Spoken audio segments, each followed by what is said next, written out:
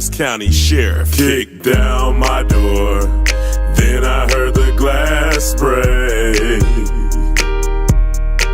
They found no kidnapping victims, just some lemon pound cake.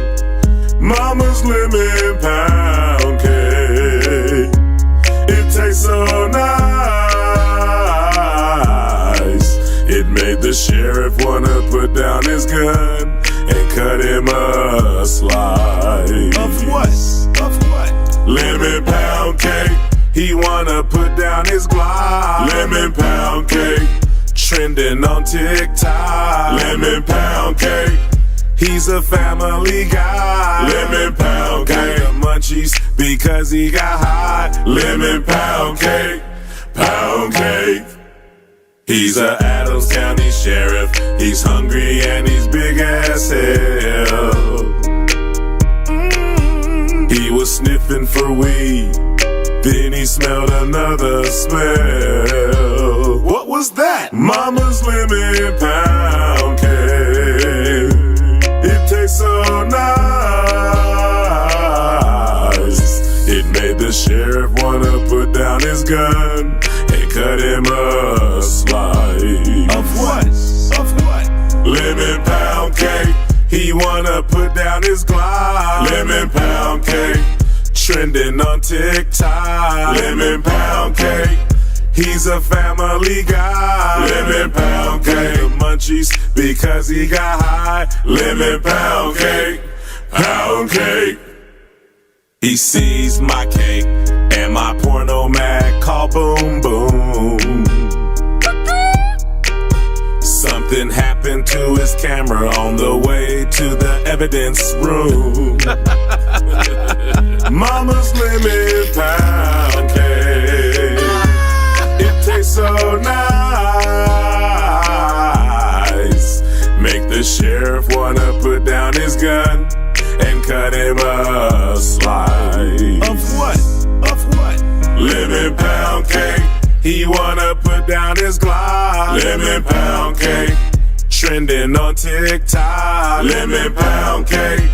He's a family guy. Lemon pound cake. The munchies because he got high. Lemon pound cake.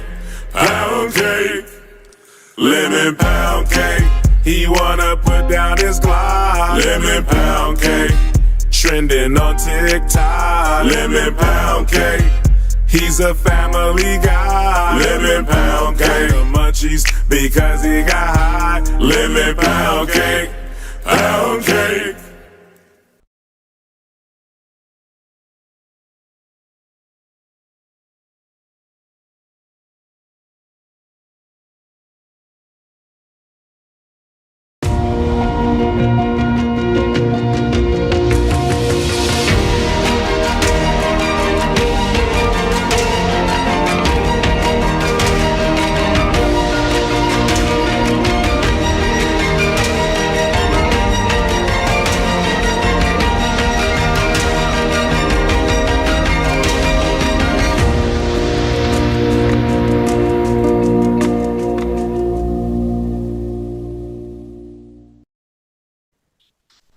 Oh, all right. Let's, there we go. Welcome everyone to Downtime. Thank you so much for joining us. With me today is Lance. Lance, how are ya? I'm doing pretty good. Good. Glad to hear it. So, here's the plan. We kind of have a plan, which is better than concepts of a plan, but it's my plan, so it ain't much better. What we're going to do, we're going to talk a little bit about the news, because there's really no way not to for even a downtime news show to at least not talk about what we think is coming up. Donald Trump has issued another 10 days. We do have that picture, I think we got the picture, yes, of Donald Trump discussing negotiations with a top advisor. Let's put that up.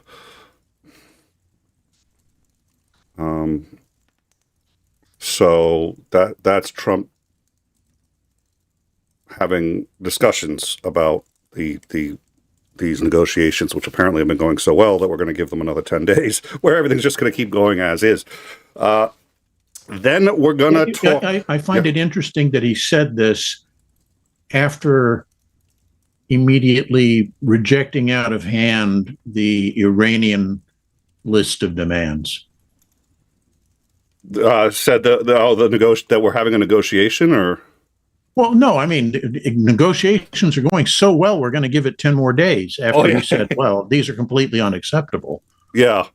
So they are going well, but not really well. Okay. And the Iranians took one look at our list and said that, there's no chance in hell. This is the, what was it they said? It's completely one-sided. Yeah, they're like, no. Tehran did receive the peace proposal, which they have described as one-sided and unfair.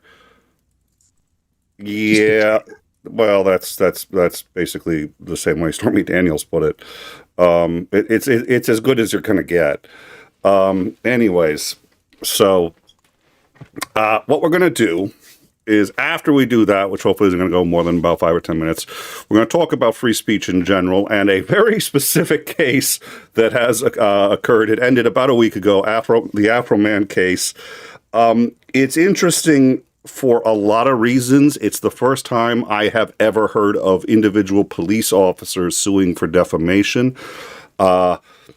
There is a lot of genuine free speech issues. There's issues having to do with police procedure. You saw the first song from Afroman. So Afroman decided that he was so upset with how the police conducted themselves that he would make an entire album, the Lemon Pound Cake album. You've just heard the signature song there. We got a couple more songs for you so that you can make an informed decision as to how his free speech may or may not have impacted the officers. And we're going to talk about one of the craziest court cases I have ever witnessed. So we're going to have a good time with that as we cover some, and we're even going to harken back to Jerry Falwell versus Hustler magazine. You can't go wrong talking about that either. So I think it's going to be a great night. So we'll start with the news that we have to cover. Trump is giving them an extra 10 days starting tomorrow, which was the deadline where presumably. So why do you think he's doing that? Obviously, aside from the fact that negotiations are just going spectacularly well. Well, if you take it at face value, the statement that was made, the negotiations are proceeding beautifully. Personally, the way I look at it is neither side has anything resembling common ground with the other's demands. So they're at an impasse. I don't see how you can say that they're going well. So that in turn suggests that there's something else going on. Could it be that either the plans we have for potentially seizing Kharg Island or some of the other islands in the Gulf aren't ready to kick off yet and they need to bring in additional forces? Or could it be that they simply have no clue what to do and they're hoping something will fall magically out of the tree, whack somebody in the head, and, oh, I have a brilliant idea? Judging by the wealth of experience in his cabinet, I have to say that either possibility seems equally likely. Yeah. This is Kharg Island here. It does seem rather mountainous. It seems like it would be rather difficult. Well, I mean, difficult depends on how. There are a couple of small ridges on it, and that's about it. Okay. So, probably not even 100 feet tall. Oh, okay. All right. Well, so ostensibly, do we know anything about, can we guesstimate their defenses? I'm sure they're not posting it on Twitter. They're not the president of the United States. So, depending on which authority you consult, pre-war, the Iranians had a garrison on the island of somewhere between 2,000 to 4,000. Okay. Other people have said that if the number of defenders could be as high as 20,000. Given the size of the island, I have trouble figuring out where you bird them all. But, okay, whatever. I mean, you have to understand the island is quite small. It's like 1.5 miles long and, maybe a half a mile wide. 90% of their oil goes through that one island? Right. Now, the reason that is such a critical island is that most of the Gulf is very shallow. Mm-hmm.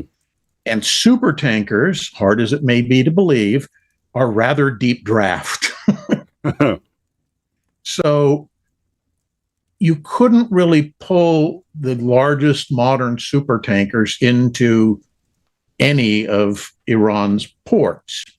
Oh. But Kharg Island has, being off the coast, and it sits in kind of deeper water and falls off rather steeply, you can bring larger tankers in to load at that island. So it's not necessarily, if you look at the picture here, you'll see over on the right side of the picture, you can kind of see a little orange line. That's one of those super tankers. There. Oh, yeah. That's one of the terminals where they load tankers. If you go to the other side of the island, now notice that one is actually attached. Here's the other terminus. Now that one isn't attached. It's simply, they send people out there in a boat to tie up the ships, and they're undersea piping that comes up to that terminus, and they load tankers there.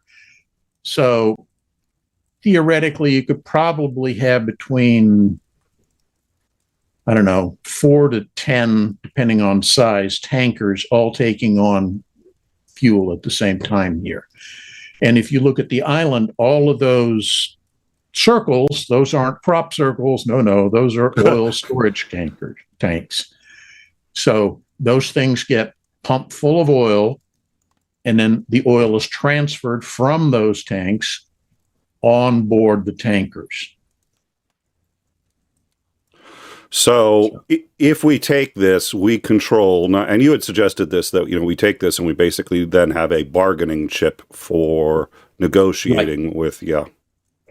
Now, this is not all of the oil transfer facilities that Iran has. There's another island farther south that can take a couple of tankers, but they concentrated everything onto this one island, basically economy of scale.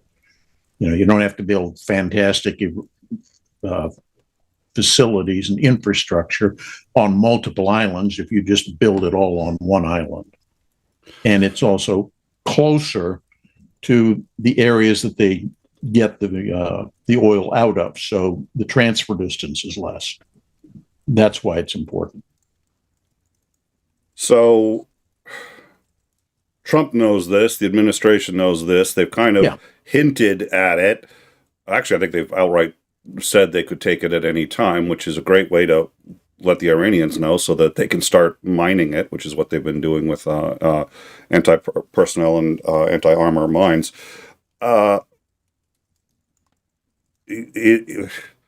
Is Trump going to try to take this thing in 10 or 15 days, do you think?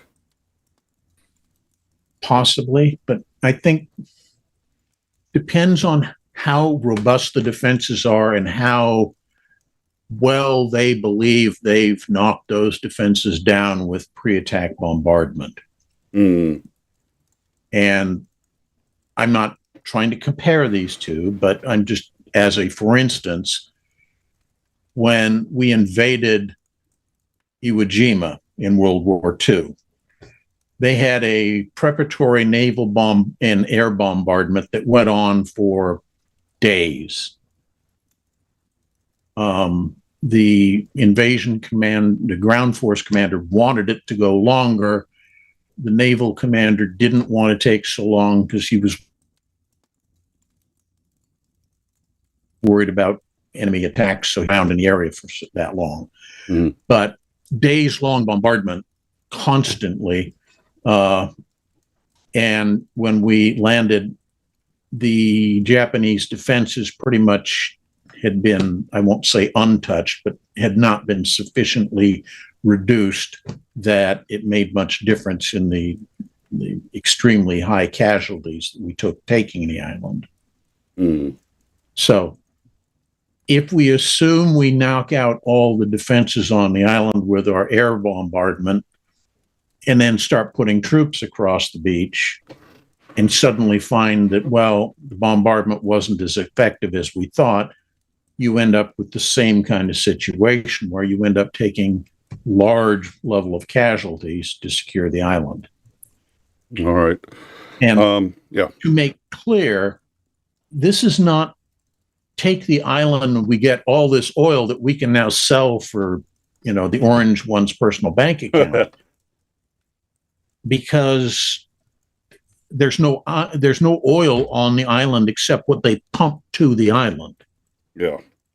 It's a transshipment point is what it is. So if you want to secure the oil, you need to do one of two things. You need to either invade the mainland of Iran and take that, or you need to find some way to effect regime change and install a friendly government, which will allow you to dictate how oil is going to be sold from there. I think Trump has said we've already changed the regime, and the new regime is really friendly and nice, according to him, and we've defeated them. So yes. Why they're still shooting at us, nobody knows, because that's an awfully rude thing to do. If you've been defeated, you just rogue agents, obviously. Rogue, exactly. I just love. I think I posted on the Discord, but basically, is Trump added it to the list of demands that they admit defeat. It's just like, yeah. Okay. So, what we know, or at least that the Department of Defense has said we have in theater in terms of ground troops, is either already there or about to be there shortly. 2 Marine Expeditionary Units. Okay. To put that in context, while they tell you, it's 2,500 Marines, it's not. Yeah, there are 2,500 Marines there. About a third of those Marines make up the air wing, so it's pilots and maintenance crews and such. Mm-hmm. Another third of the logistics people. So only a third are really trigger pullers. So if you take all that taken together, you're really only looking at between 1,400 to 1,600 total Marine infantrymen. Wow. Yeah. We also know that the 82nd Airborne has sent about 1,200 troops. Again, that's probably about a battalion's worth of troops. So another 700 to 800 trigger pullers. So adding those together, and you're only talking about around 2,500 actual personnel who are going to be fighting on the ground, as opposed to, medical personnel, communications personnel, supply personnel, the air wing, the pilots, etc.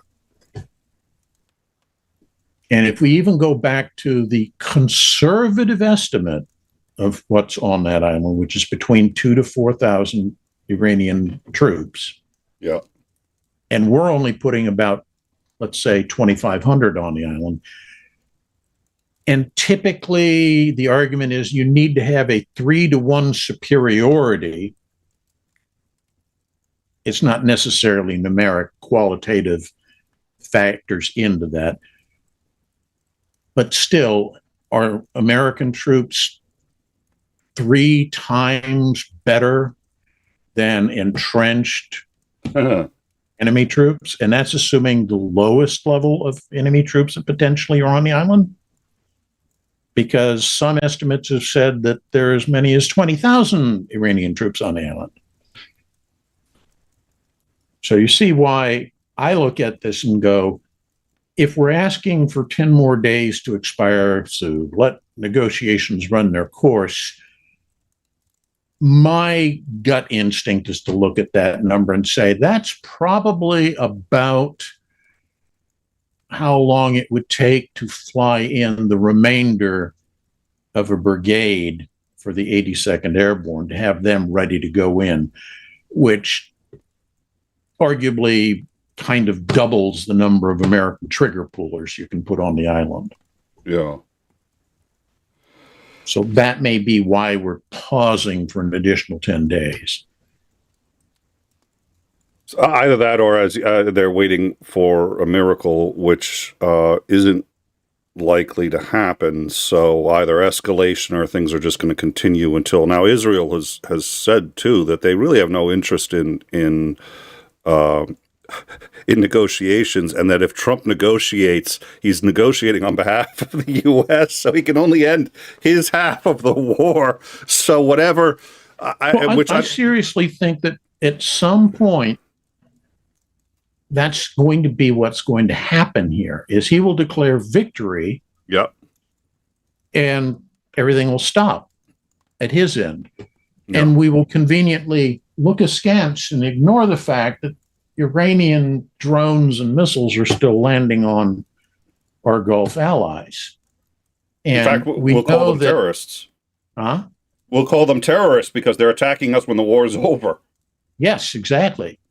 Which gets us back into the whole mess again. You know, I don't think Trump really understands that you can't end a war simply by saying, I've won, I'm going home. And I think this is a lot like what went through Putin's mind with the invasion of Ukraine. Yeah. It was, oh, yeah, you know, we'll take Kiev in 3 days, and a couple of days later to clean up the holdouts. We'll be done in a week, and I'll have a lovely victory parade in Moscow, and everybody will remember me as the glorious strategic genius that I am. And here we are, how many years later? At least 4. Yeah. 5. We're going on 5. Yeah, exactly.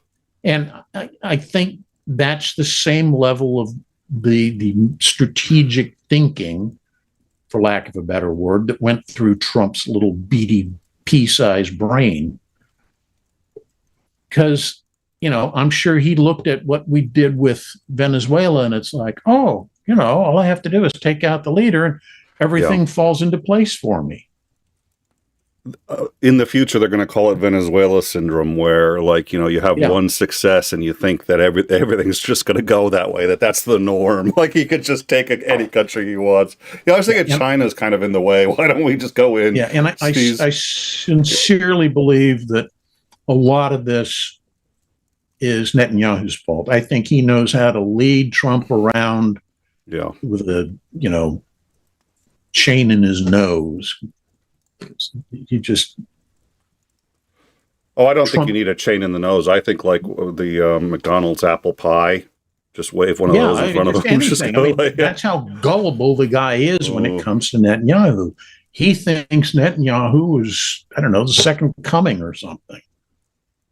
It has to be compromise. I'm sorry. I don't believe that kind of loyalty can be any, unless he was a Christian Zionist, which we know he's not. We know half his cabinet is, but he actually isn't. So if he were, I'd get it. He's not. So in my view, all that's left is compromise. Yeah. That's my... I mean, I saw somebody, one of the other YouTube pundits, showing the betting pool on how long is this war going to go on. And most people are saying, oh, it'll end in a week, another, you know, maybe 30 days maximum. And way at the end, there's like 25% are saying, yeah, this is going to go on for more than a year. Well, And I'd like to read the caveat because they always have to define their terms. Define end. Is it when Trump just goes, we won and we're out? Trump says, I won, I'm going home now. They're still shooting at us. Oh, dear. All right. Winner gets the Epstein files. Yeah.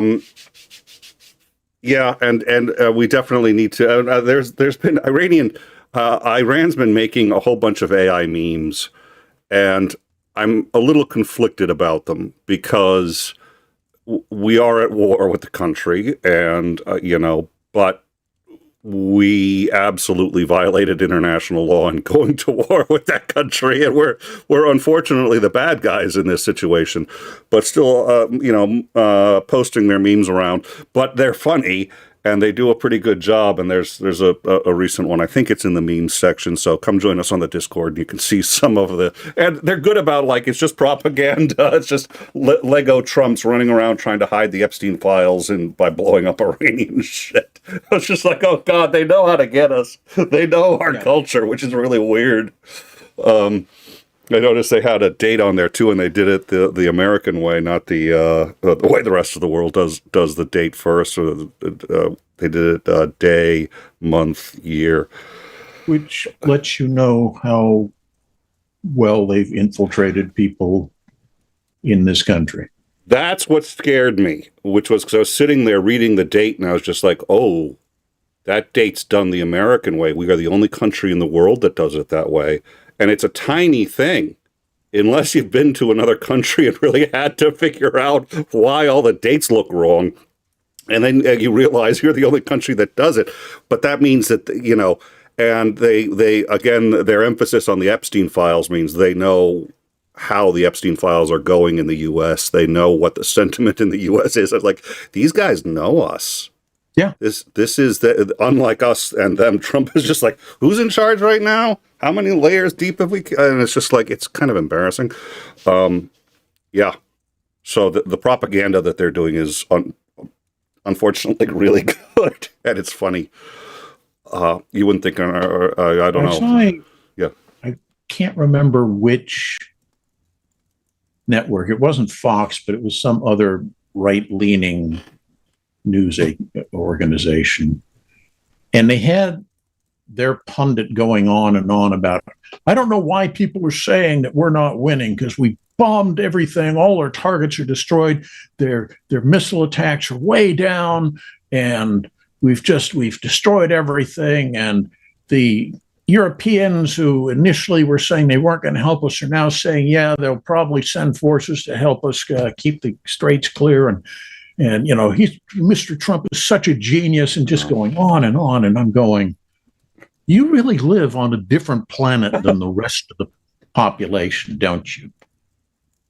In Vietnam, we were killing them 10-1. Yeah. We lost one American for every 10 of their soldiers that they killed. And they won. we could sustain those numbers if we wanted to stay. But we're like, no, the cost is too high. They were willing to take that. War is not about how many casualties you inflict, how many factories you blow up. Yeah. War is a contest of wills, and he who blinks first typically loses. Yeah. Trump is just like, I'm not blinking, I'm delaying. I'm waiting. Yeah. Oh my God. It's, I think. I mean, this is his, third taco of this war? And we're only about a month into it now? Oh my God. Well, I mean, he's probably hoping that the lack of, I don't recall how bad their infrastructure is right now. Actually, my understanding is they've still got electricity and stuff. So, I think until that changes, the time doesn't help him nearly as much as he might think it would. All right. Well, moving on. Thank you for that. Moving on. So, Afroman, rapper, did the song Because I Got High in, I want to say 2002, Grammy nominated for it. Ends up doing a show with Snoop Dogg.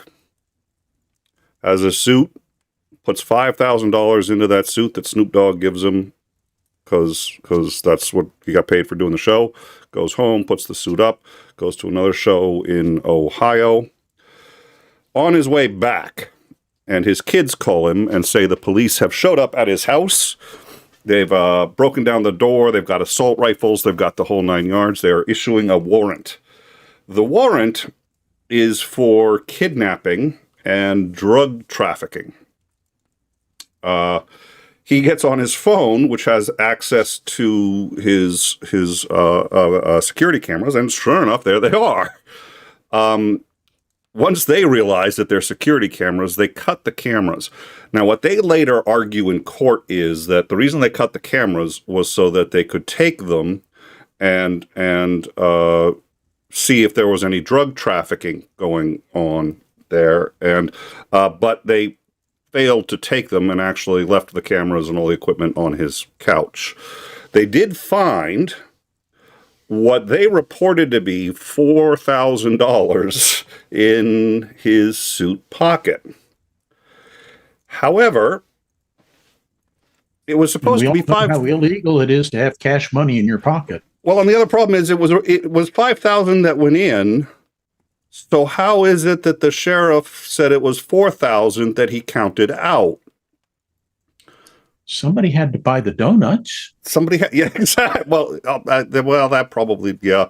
Well, I mean, they brought in the entire sheriff's department, so that probably is a lot of donuts. So he asked them to do basic reparations, which basically meant repair the door, repair the gate, and a few other. It was nothing outrageous. He wasn't asking for punitive damages, and he wasn't even suing them. He did go down with his lawyer to recover the money, and we'll play the clip of why. It's the whole case. Oh my God, everything fell apart basically at the opening statements. So what ended up happening was they decided they weren't going to pay him for anything. They weren't going to. And when he got his money back, they admitted that they had in fact miscounted. And it should have been 4,400 or 4,600. So they gave him an extra couple hundred, I think, in the hopes that he'd shut up. He did not. He decided to make an entire album called Lemon Pound Cake. And you've seen already the first song from the album. We've got 2 more songs we're going to play. There's a third song we're not going to play because, and I know there is a certain voodoo practitioner in our audience who basically dared me to play it. And I was just like, I can play it if I'm Johnny on the spot with the button, because the language itself, we're already, and at this point we've given up on monetization. We play the one we already played is actually a parody of Under the Boardwalk. So when we play that, we get struck by not Afroman, and we get struck by the company that owns the rights to Under the Boardwalk, and they don't even do revenue sharing. They cut the stream. So those of you who are watching for free, no mid-roll ads, no nothing. We've turned off the monetization just to save YouTube the extra, just because they're going to hit us a lot today. So he did a whole bunch of videos saying a lot of things about all of them, some of them pretty funny, some of them you could argue very slanderous. We're going to get into some of the things he said, and we're going to get into the case, which was absolutely hilarious. So here's what happened. He starts putting these out, and they actually start making some significant revenue. The sheriff's department, the people who work there, start to get very pissed, and of the 10 officers that were involved with this, 7 decided to sue him for defamation. Now, in order to win a defamation case, you have to prove a number of things, and you have to demonstrate them. One, that whatever the person said was a lie. Well, he says a lot of things that aren't true. 2, that he knew it was a lie, and that 3, that he represented it as fact not opinion. So if you call somebody, oh my God, he's a horrible person. Well, that's an opinion. So that gets you out of libel. And last, that no reasonable person, or that a reasonable person would not have been able to recognize that this was parody or a joke or opinion, and that a reasonable person might actually have believed it. And that's where things get a little tricky. So the question is, when he accuses them of theft, is he saying that in order to convince people? And, he on the Lemon Pound Cake song, one of the things that they argued was in the song, as we played it earlier, he says he got the munchies because he got high.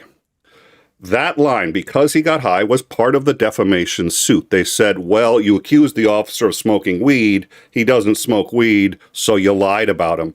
And you had no evidence that he smoked weed, so you lied about him. Defamation. Parody. Yeah. That's what does that. It looks like parody to me. So this is just the standard right-wing Christo-fascists have no sense of humor. Okay. Yes, that's yep. Oh, it gets, and during the case, they started yelling at him. So the officers started yelling at him from the stand. They were testifying on the stand, like, you did it. And the lawyers are like, nope, stop, everybody. One of them broke down crying. There was... the crocodile tears. Yeah, it was, and even the openings were like, wow. So these officers sued $4 million in damages. Yep. Did it never occur to them that by doing this, they were going to make themselves look like bigger a-hole stupid morons than they already were? It appears not to have. I will say the one... I fall back on my earlier statement. Right-wingers have no sense of humor. Yeah, I will. Listen, I'm going to play the one. I'm not even going to tell you the one that makes them look horrible. And they're like, he's sticking his chest out going like, yeah, man. And I was just like, oh my God. Oh dear. So, but before we do, because we have a couple of songs, and again, we need you to get the real gist of exactly LJ Boone, $49.99 for the monetization. Thank you very much, LJ. Greatly appreciate it. We also had David Marvin gifted 5 memberships. Thank you very much for that. We really do appreciate it. Out of curiosity. Yes. Where was this? This was in Ohio. Yeah, but I mean, is it like Cleveland or Columbus? No. Or is it some podunk nowhereville? It's some podunk nowhere. I'll get the name. So yeah, the entire police force is probably a dozen guys, 10 of which you had to go on the raid. Yes, that's exactly. And you can tell by their testimony. You believe me, you'll have your head wrapped around these guys in no time. The judge, unfortunately, too, I think, was not used to having. I got the impression he was not used to having to treat a black man with dignity. Say it ain't so. That was the impression I got. Now, he did do some very fair. He threw out a number of their claims right off the bat. I said, no, you can't do this. So he really was in keeping with the law as best he could. But holy smoke, did he basically allowed every objection of the plaintiffs and the defendants he shot down. Now, we're going to also compare this in a little bit to the, what is it? Falwell v. Hustler, which was a while back. If you haven't seen the movie People versus Larry Flint, see it. It's a really good movie. It should be required just for, I've actually been, despite the fact that it's in places very near pornographic for obvious reasons. Larry Flint founded Hustler magazine. He read Playboy and said, hey, this is just naked women. They're not even doing anything. What you call this, a porno mag? I'll show you a porno mag. And the Christian right got a little offended, and he had his own way of dealing with it, in particular by possibly suggesting in writing that Jerry Falwell had sex with his mother in an outhouse. while drinking. They may have put that in print. And he took it personally, went all the way up to the Supreme Court with Scalia on the court. So we have some clips from that we're going to show you too. Mitch Ashdown, 50 Canadian, as LJ said, thank you. You are a gentleman. We really appreciate it. It's going to help out. And here's the other thing. This is great because it's an important story. I think you, Commander, we've talked about the importance of laughing at, especially at tyrants, dictators, Trump among them, who cannot handle being laughed at. None of these people could handle it. This was called the Hurt Feelings trial. And some of the stuff, I mean, some of it was really god-awful things that he said, but we'll get into it. So let us now... well, I'm just going to hazard a guess that had this come out, or a trial of this nature occurred, say, 50 years ago, there wouldn't have been a trial. He simply would have been dragged out by unidentified assailants and lynched. Oh, he mentions that. He brings that up. I think that's really what's going on here is, like you say, small town America. Yeah. And here's one of those uppity black men embarrassing the white folk. Yep. I think that's it. All right, let me, want to make sure. Do I have that right? I should have that right.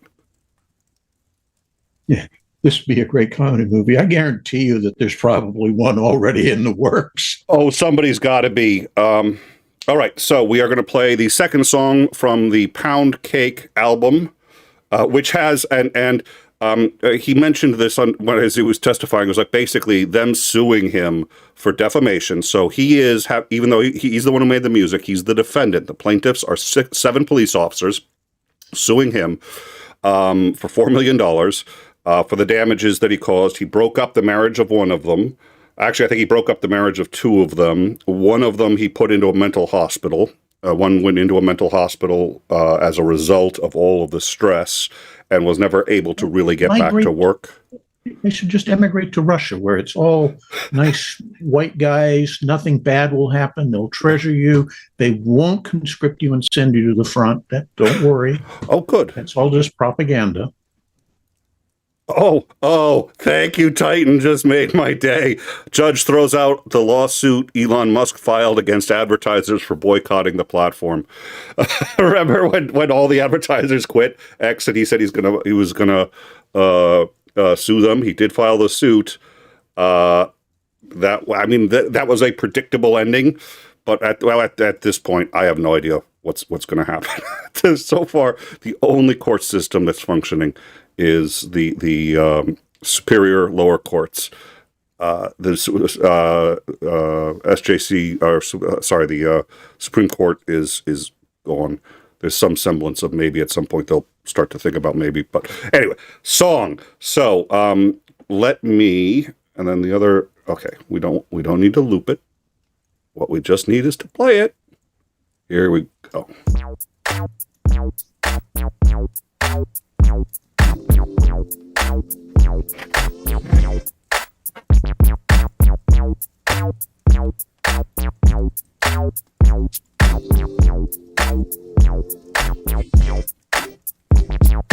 Randy Walters is the son of a bitch. Ooh,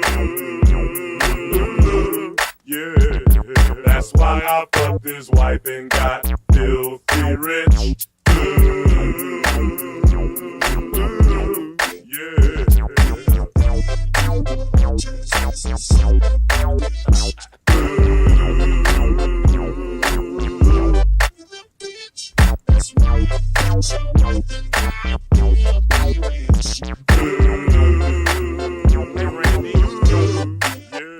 Fix my dough. Stop stealing my dough. Stop disconnecting.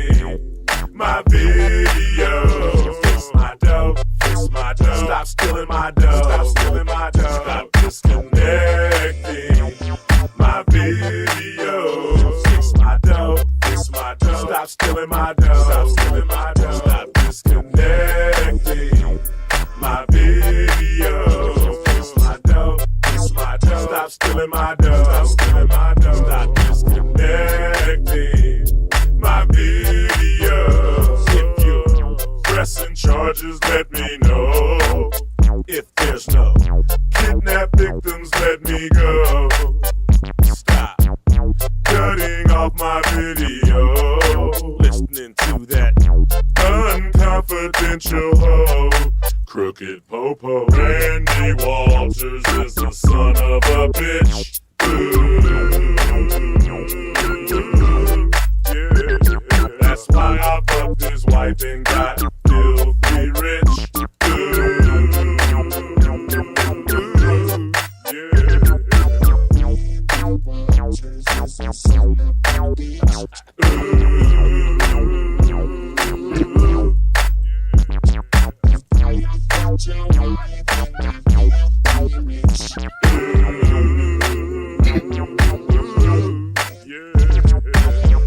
Randy Walters is so rotten. He's hooked on coke and Oxycontin. In Manchester long ago, he owed a drug dealer lots of dough. He tried to run like a track star. He got stuck trying to hide underneath the car. He became the chief of Manchester. Now Manchester is a disaster. He pulls you over, he steals your pills, your Oxycontin, and your dollar bills. He's a drug addict. He got fired. He went to Adams County. Somehow he got hired. Cow stealing Kimmy Rogers is a bullshitter. He needs to stop hiring criminals and knocking up his babysitter. Randy Walters is the son of a bitch. Ooh, yeah. That's why I fucked his wife and got filthy rich. Ooh, yeah.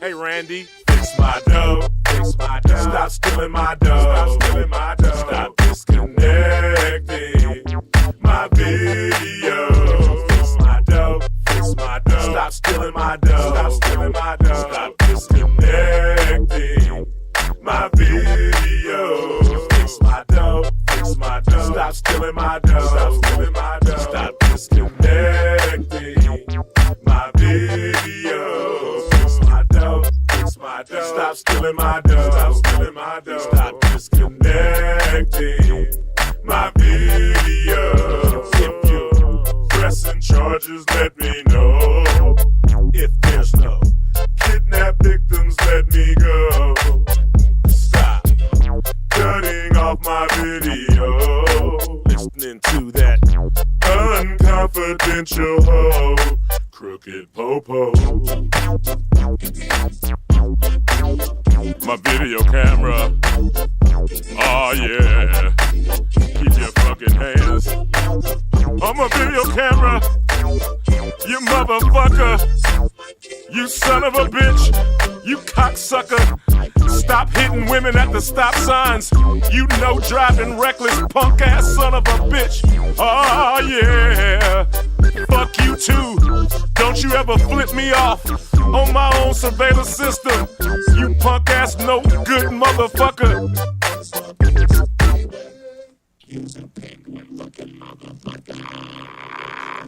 Plus Fish fucked your wife and you gotta take care of his kid.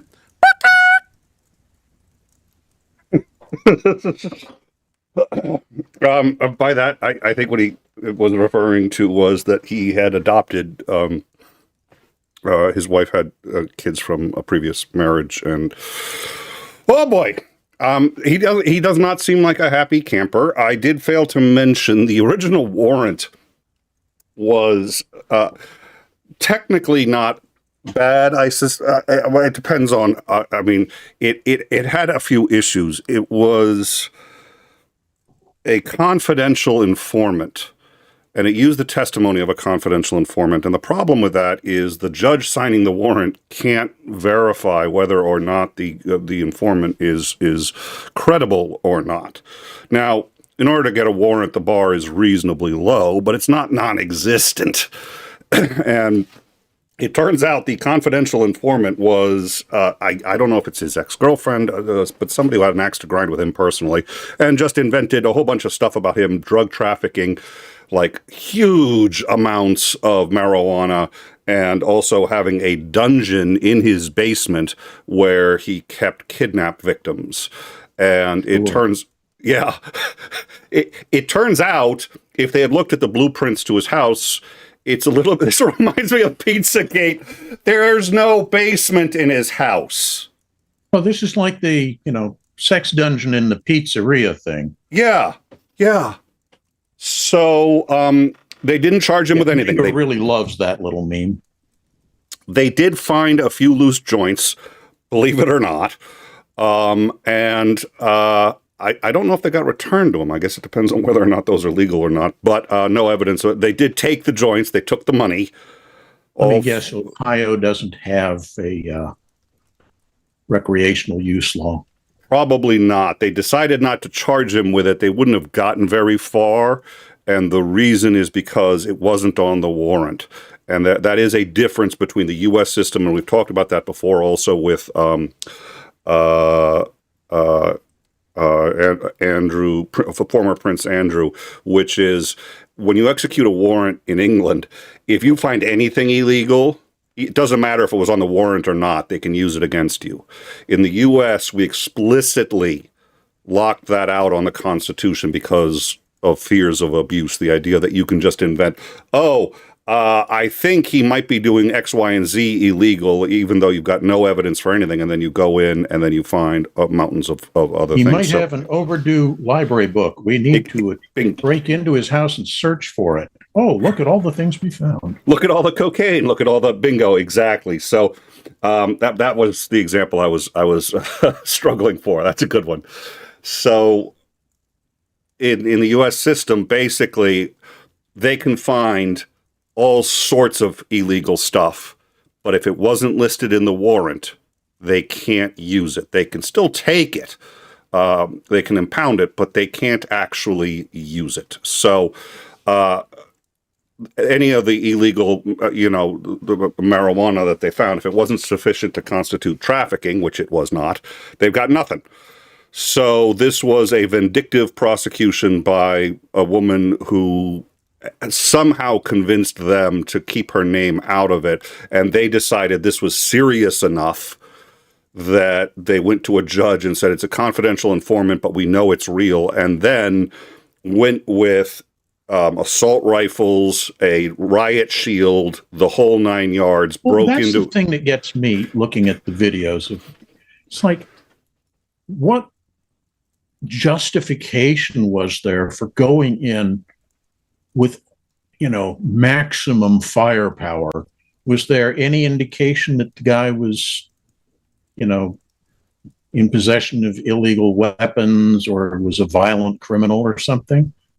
Or is this just typical police overreaction to, it's a black guy. Obviously, he has nuclear weapons in the basement. We must go in with machine guns blazing. I think it's a little of both. If he's got people kidnapped and held in the basement, in some states, kidnapping is a capital offense. How freaking incredible was that? Listen, I'm not arguing it's credible. I'm just if Randy, what's his name? He was the head guy who did this. Who, as it turns out, he was accused of a lot of things. He apparently lost his previous job before coming to this county. He was in another one where he got accused of traffic stops, pulling people out of the car, and then stealing money, stealing pills, and in some cases taking sexual favors to let people. I listen. This is what I heard. I never would have thought such a thing possible from somebody like that. Exactly. Never. So, they decided they didn't like. I think maybe it was the him sniffing the cocaine, putting his face in the cocaine, which totally isn't parody. I'm sure that's how they actually do it. So let's. I'm tempted to do one more song. Let's. You know what? We're going to do one more song. We're going to do another song, and then we'll do some of the footage from the trial, because they got smoked at the trial. They got smoked at the opening, let alone all the way through. The defense called one witness who murdered them, and it was insane. She's a school teacher. She murdered them. But before we do that, again, in the interest of fairness and making sure that you've got the best possible understanding of what's going on, we are going to play for you one more song. I think we're going to. Yep. Oh, it says it's playing, but I do not see it.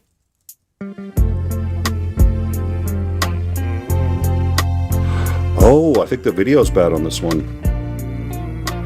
Oh, we may not be able to play this one for you. This would be disappointing.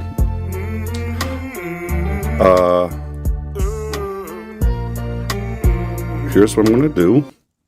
We'll turn that off, and I will see if I can re-encode that into a format that our system understands, because our system seems to not understand the video format of that, and so I can't play the video. But I do have, let's see, as long as I can find the original. All right, well, here's what we're going to do. I will get to that, and in the meantime, let's do some court footage. So, this was called the Hurt Feelings case, and thank you. Let's go. Go ahead. Thank you, Your Honor. Good afternoon. this is the prosecution judge, plaintiff judge, not judge. This His case is about intentional lies that hurt people. It's not about freedom of speech. Lies that hurt people, as Judge Hines said, that's what defamation is. That's the definition of defamation. And when a person publishes that's a broad definition. that are untrue about somebody on the internet, and it injures those people, then that person who published that is responsible for the damages that resulted. Now let me tell you the story of this case. Mr. Joseph Foreman, stage name Afroman, is a rapper, hip-hop artist, songwriter. He's quite famous among some folks. He has a big fan base. He makes money producing music and selling merchandise. He travels around doing live shows. He lives here in Hamilton County. His The sound former is, wife let me work lives on the here, sound. and his children live here. But he often travels. He's often gone on his road performances. Now back in 2022, 2023, I'm gonna work on the sound. Hold on a sec. Mr. Foreman began posting music videos about several Adams County deputy sheriffs. At first he called them thieves. He said they stole $400 from him. Lots of videos, lots of songs. I think some of you probably heard them. He posted songs that alleged theft by these deputies on the internet that was seen at least 12 million times. Then he posted other things about these deputy sheriffs. He posted that Detective Brian Newland is a pedophile. He posted that Brian Newland likes to fondle little boys.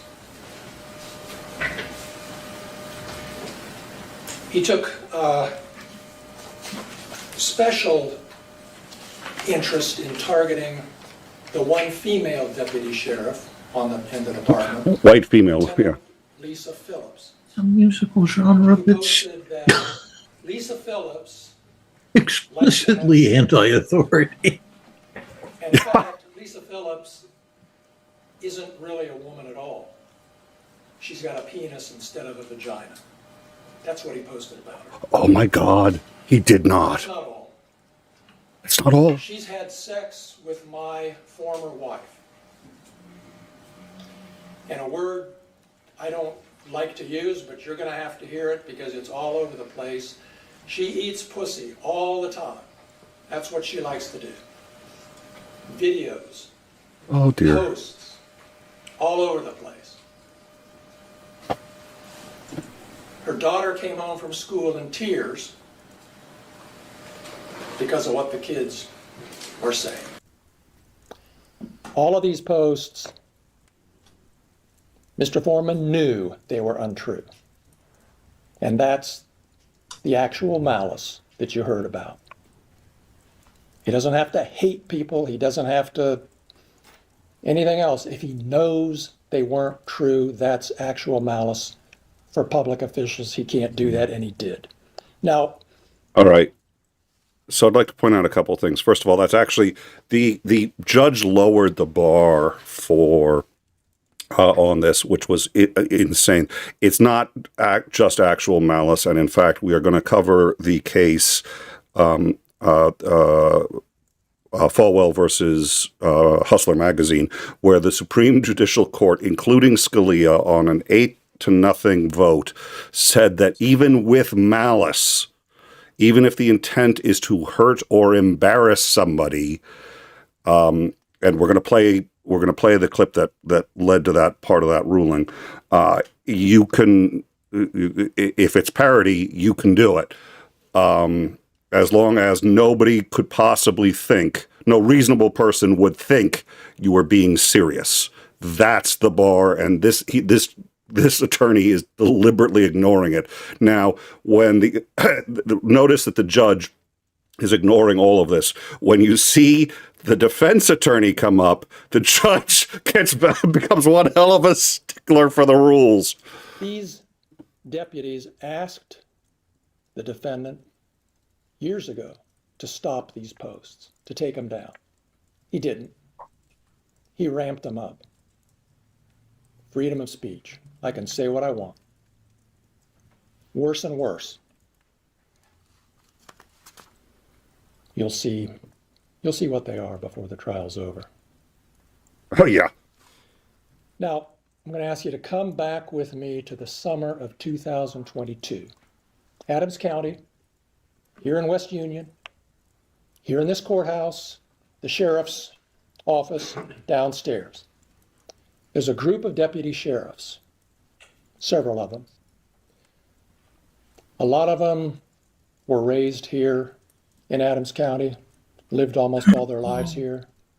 A lot of them have had their whole law enforcement careers here in Adams County. Some of them left Adams County for a while, but came back home here to All right, visit I think- people that they know and know them. Yeah. Some of them could have gone to the city, to Cincinnati or Columbus or somewhere else and made more money, but they stayed here. Good old local boys who had their clan sheets laundered at the local cleaners. They have How wives, can you object to spouses, that? husbands, children, go to Adams County schools. This is where their lives are. 7 of those deputy sheriffs are here today. There's Randy Walters there on the left, Mike Eastep beside him, Lisa Phillips beside Okay, him. now what he's doing here is prejudicial because it's opening. They usually allow this kind. Well, not it's up to the judge. But what he's doing is he's trying to humanize each of the. They're the victims. Keep in mind, they're the victims. They're the ones suing him. So, Beside him. and I think we get the point. I think Lance made the point. It's a reasonably short open. Let's just see if I don't think I'm missing anything. He used other words. I love watching him struggle with the language. He used words.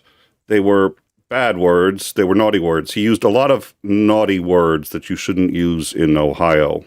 Research officer in the Adams County schools for 18 years. Naughty words you shouldn't use in Ohio. We'd expect people to use words like that in California. Yeah, these are New York. Yeah, exactly. Including Mr. Foreman's children when they were dropped off at school in the morning. Said hello to them, made them feel welcome. Mr. Foreman posted that Lisa Phillips likes to have sex with other women. Oh, that's it. Death Used penalty. Other words.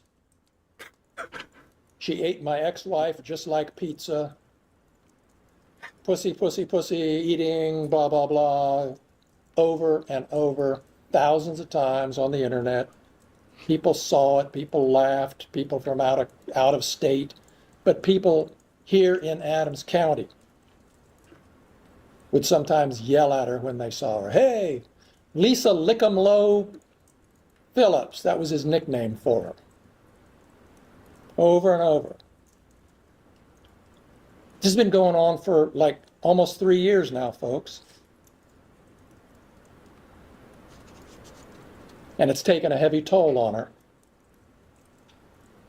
Her child came home from school crying, saying, because the kids were saying, did your mom have a sex change?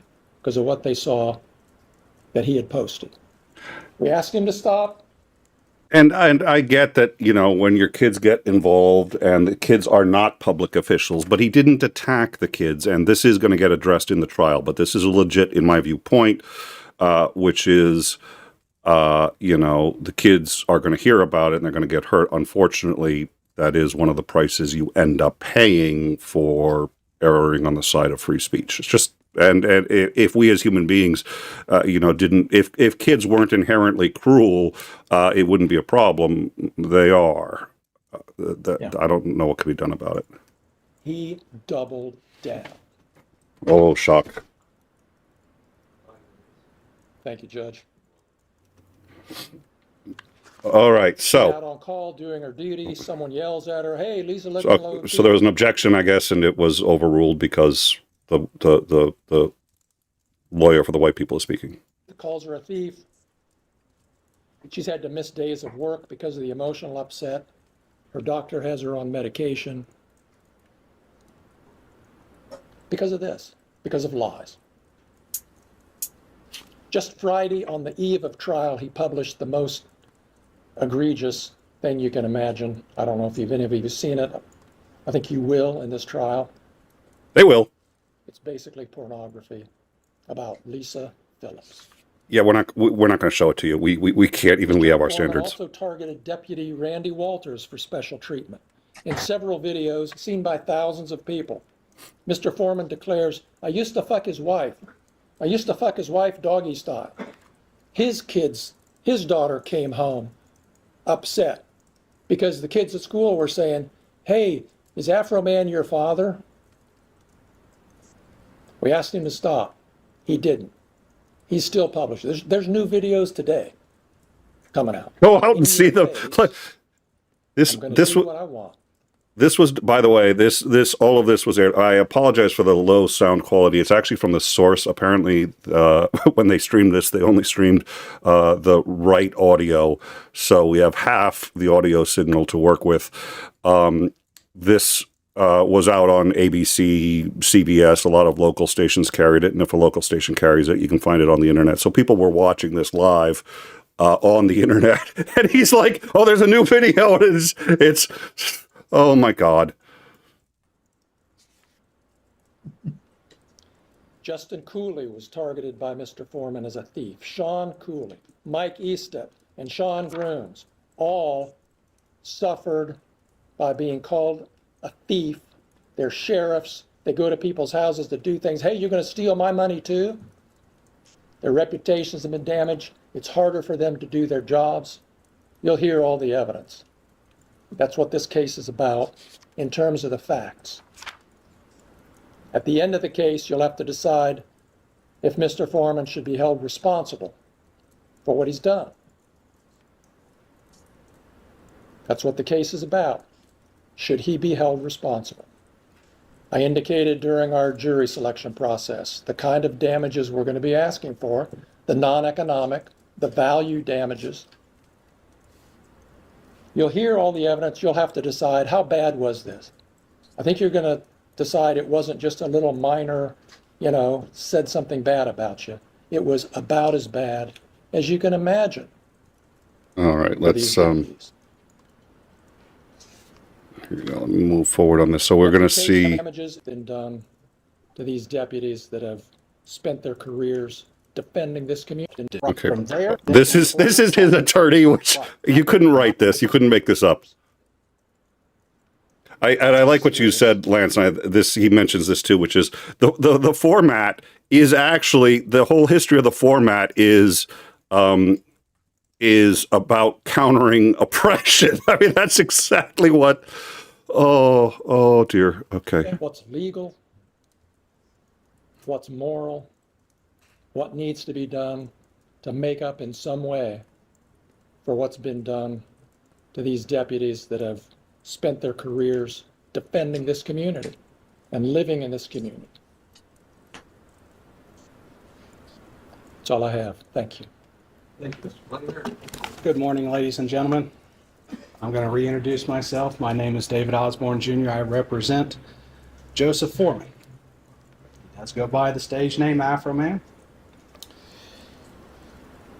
And I want to thank you for your service today. This is not going to be an easy case. This is going to take a week of dedication of you to go through. Not an easy thing to ask, but something that we appreciate you are willing to do.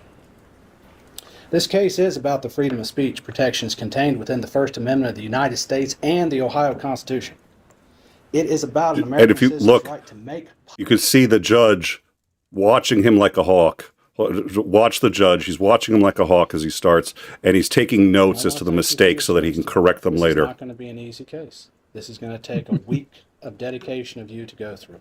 Not an easy thing. Now watch the judge's face. But something that we appreciate you are willing to do. This case is about the freedom of speech protections contained within the First Amendment of the United States and the Ohio Constitution. That is not a happy judge. It is about an American citizen's right to make public comments about the actions of public officials, actions that took place in his own home, actions that took place within his home were part of his artistic, creative expressions.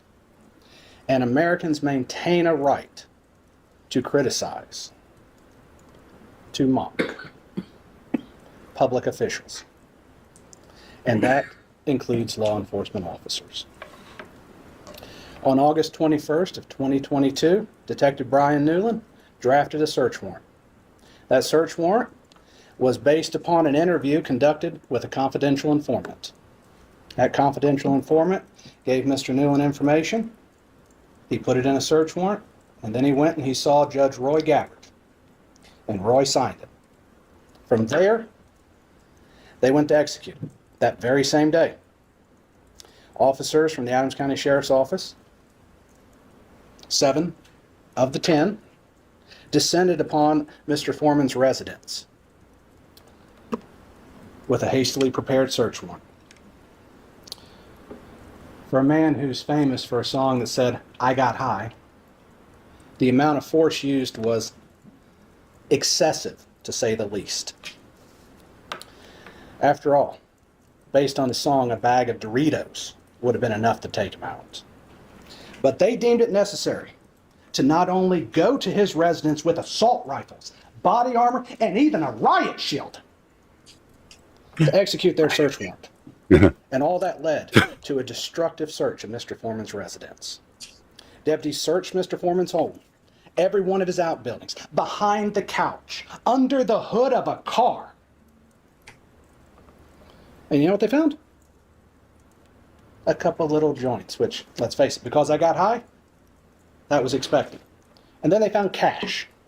His cash, not theirs. His.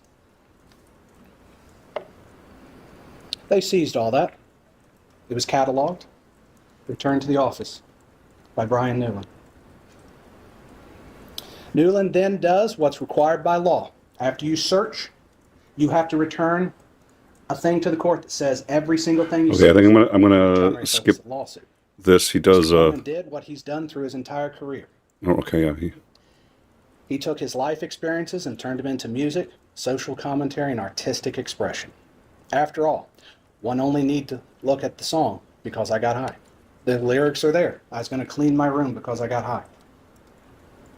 He was rapping about his life then, and his posts are talking about his life and his experiences. During the search of Mr. Foreman's home, deputies' actions during the search was captured in two places. One, the security system of Mr. Foreman. Joe's security system was active until they cut it. You also have body camera footage. Now, we don't have body camera footage for all 10. Not everybody was wearing body cam. But the officers that did, there is body cam footage. And he used this footage from both those locations to make his music videos. He posts them on social media like Facebook, YouTube, Instagram. There's a beat. I'm going to see if I can get to. Okay, so he. Have you ever heard of a law enforcement officer suing a person for making a social commentary on them? Or have you ever heard of an officer suing anybody because someone said they didn't like what they had to say? Officers deal with it all the time. So he's writing this stuff down. I dealt with it during my election. You don't sue people. You respect the freedom of this country and move on. Because, let's face it, if we don't have freedom of speech, what else is there? 250 years ago, the founders of this great country wanted to limit the government's involvement and what government officials had power over to say. And that's why we have the freedom of speech we have today. Before we get to the evidence, I want you to understand this case started with a number of claims. Of them, 2 were dismissed by the court. Do not go there. Do not go there. You know and I know the jury doesn't need to know what's not there. I'm not hiding the ball. Okay, so what just happened was a number of their initial claims were dismissed by the judge, as I had said before.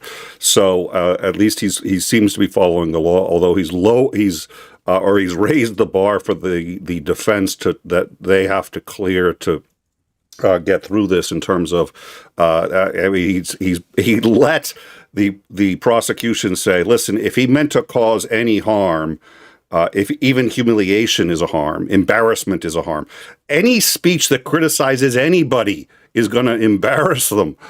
But it's very rare for a judge to interrupt opening arguments, and you can tell the judge is very upset because he's mentioning that, which he probably shouldn't be doing, but I think it gets back to,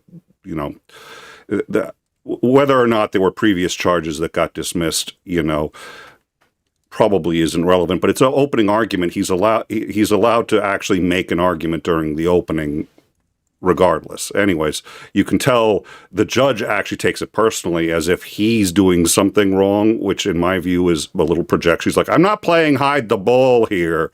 It's like, nobody accused the judge of doing anything wrong, and he gets very defensive. Claims filter out like they should. I gave the instructions, and you don't need to get distracted about what's not in front of you. Mr. Klingler talked about punitive damages, maybe, but you don't need to know that because we're not there. I'll tell you that if you need to know it later. All right, so we're going to skip this. He continues pretty good. What I want to do is, she had a song written about her. Was your next job a deputy? They mentioned this before, and one of the songs that ended up being downright pornographic, the voodoo priestess, our resident local voodoo priestess, had asked me to play that, dared me to play that. There are elements of it that, and it appears to be up on YouTube. There are elements of it that appear to be pornographic in my view. Boy, do they skirt it. This is actually the song. I'll play as much of it as I can get away with. Oh, dear Lord, let's hope that this does. Okay, let's hope this doesn't head south. And this is not 26. I apologize, Your Honor. It's 34. There are so many songs.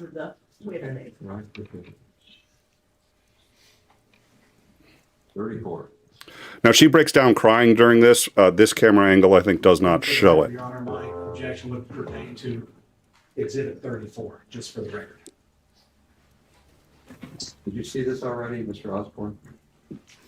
Your Honor, when they listed it, I did find it, take a look at it. I was never supplied a copy, but I did find a copy on YouTube. Thank you. Go ahead. Thank you.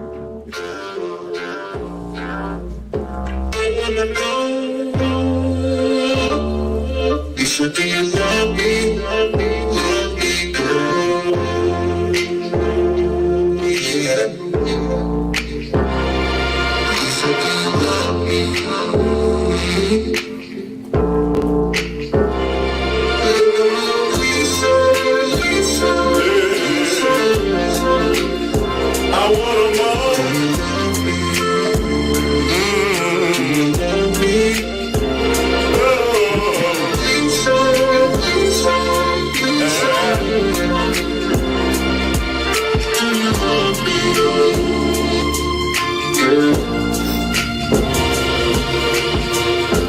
Liquor Melissa came to town. She had 100% all around. From Adams County to the 275. All right, that's as far as I can let it go, because yeah, that's as far as I'm going to let that go. I don't care that it aired on, and I've noticed I have good friends who have, those of you who've been around for a while know Nate the lawyer, and he's up to what? That's exactly what I was trying to avoid. So let's get back to, this is what happens when you zip through video. The good news is that came from YouTube. The bad news is it's been my experience that YouTube channels that have over a couple 100,000 subs have a different set of rules than the ones that have less than 100,000 subs. Yeah. So if we're showing footage literally from another channel, that channel... so you gotta. All right, so it looks like just to be fair, there was no actual nudity in that, but it's awfully suggestive. That is a very suggestive pose.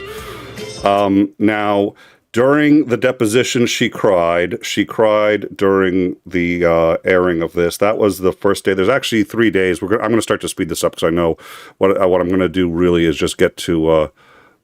so she comes back. They play a bit more of that video. And you can see he wore... You can see what he actually wore. This was used by his defense. Was like, could you honestly take him seriously wearing that? Yeah, it's no worse than Benny Hill. Yeah.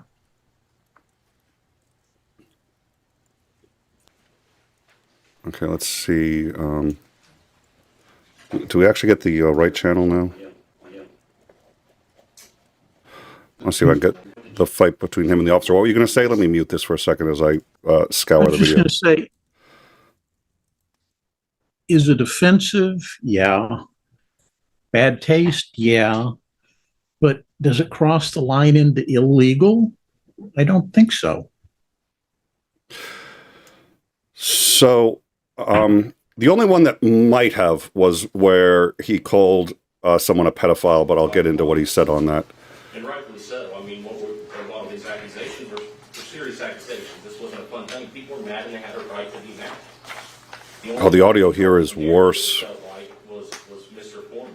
I didn't have the freedom of speech. I'm a police officer. It's not my place. This was never my case. This was never my place to make. So he ends up actually yelling. They get in. He starts a shouting match with Afroman. That's a brilliant way to justify yourself. Well, and the judge. Receding hairline or The judge then scolds Afroman for replying. What fact of yours does that refer to? I mean, there's a picture of me, and let's see here, talking about.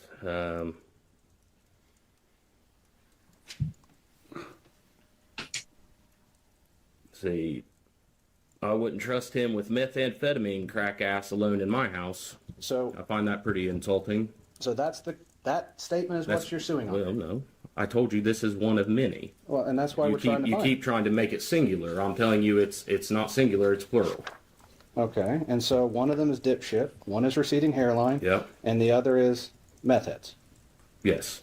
Is there any more?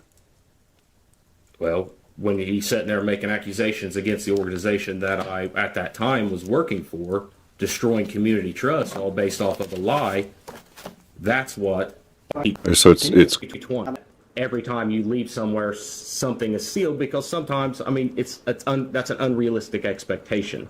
You know, if I got a gun, but I don't have a gun box to put it in, well, that's going in the trunk of my car until I get a gun box to put it in. I mean, that's just that's the reality of law enforcement. Ooh, yeah, my proofs on the internet. all right. So that's what they played. That was another good one.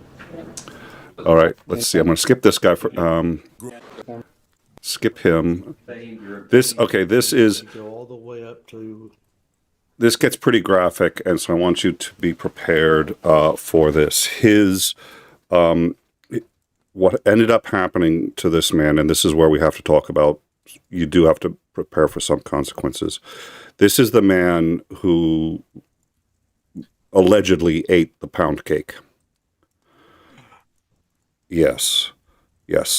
And apparently some of the other officers thought that this might be a humorous situation, and he came to his desk and found 12 pound cakes, all in their boxes at his desk.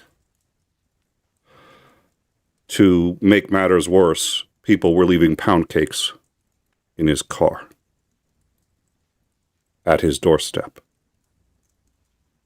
People even started calling him pound cake.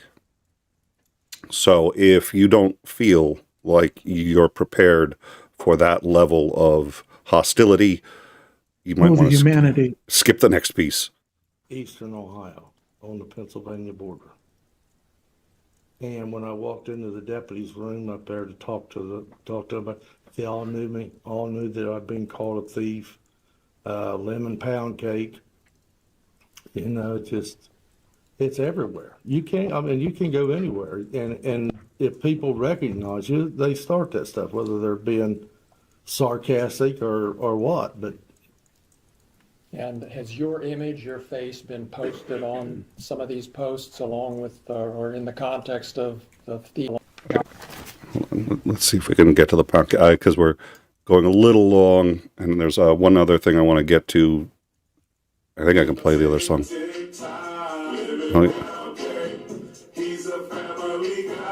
I love that they have to play all these songs in court. Yeah. yes, yes, it is. Let's see. See a logo on the bottom corner. It says Afroman with a symbol in the middle of it. If you look just to the side of that, it says October 4th, 2022, with a heart with 1.1K, and messages is 71. Okay. Okay. Oh, okay. You illegally raided him. You've done all these things. You know, your wife's having sex with him. Is that why you stole his money? Never touched his money. So this is... It's been proven. He knows. We never Somebody touched say his money. that to you? Yes. We're not going to allow like videos from yesterday. Sure.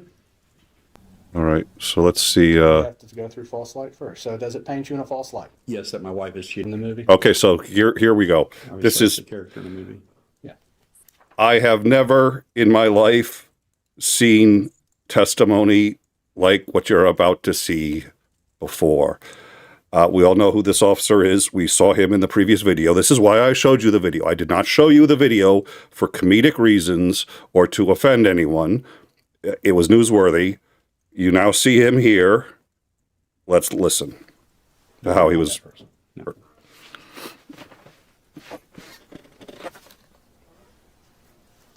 This may sound stupid, but you've been a law enforcement officer for a long time, correct? Yes.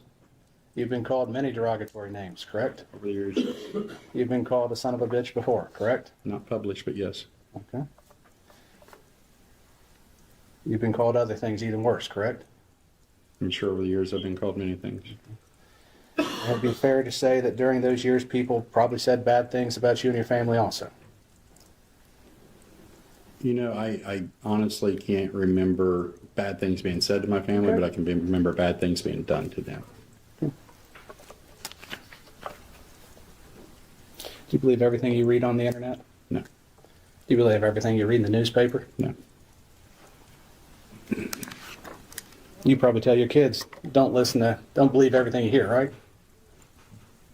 Especially now.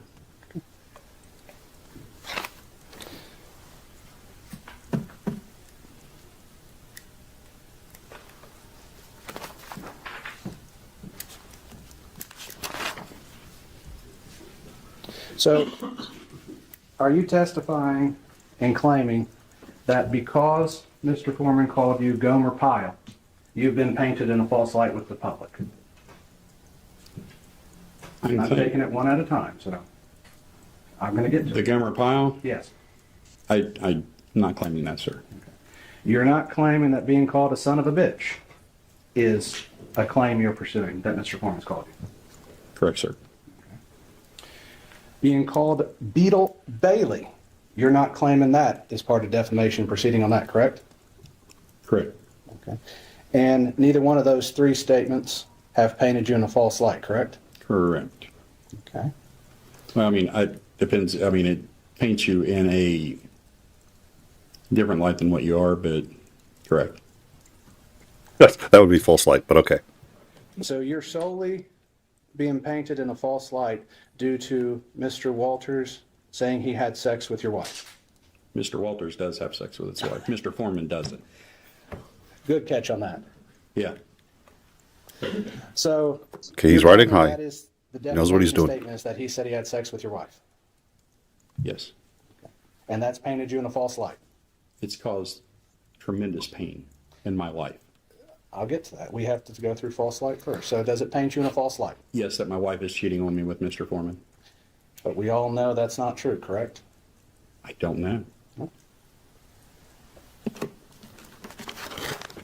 Wait, what? What did you just say? Wait, you don't know if your wife's cheating on you or not? You want to go there? No, I just want to ask that question because you said you don't know. I've been with that woman since middle school. I know. I would hope she wouldn't. But you know what? Once somebody puts it out there for their fun and entertainment, it's out there. And it's a problem. So it's something we cannot verify the truth of? Oh my God. Is it a thing that can be verified, true or false? Ask your client. Oh no, he did Your Honor, not. I'm going to ask for direct the witness to answer the question, yes or no, please. That you don't like his answer doesn't mean he didn't answer it. He didn't answer the question. He's told me to ask another person. That is not an answer to the question. So ask him another question. Oh my What God. was his answer? You didn't like how it came out, but it was his answer. They can't make.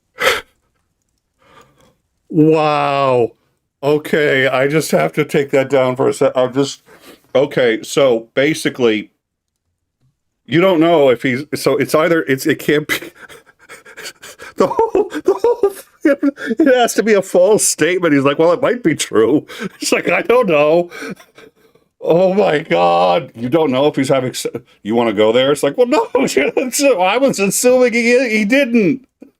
When, oh my God. Oh my God. That just, I really don't know what to do with that after that statement. I have never, oh my God.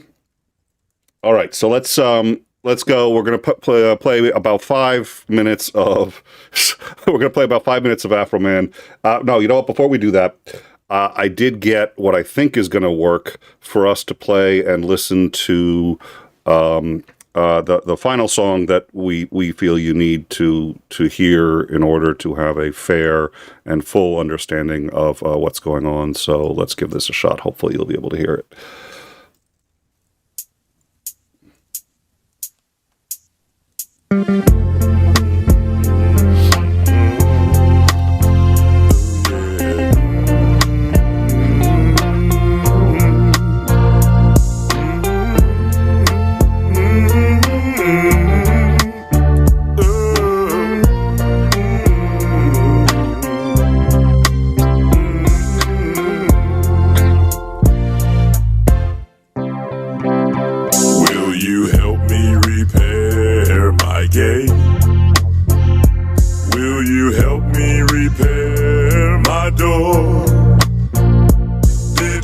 find what you was looking for?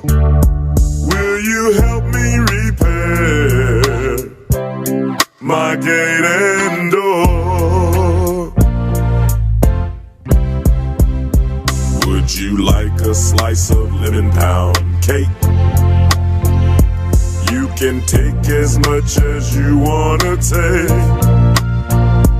There must be a big mistake. Would you like to have a slice of my lemon pound cake?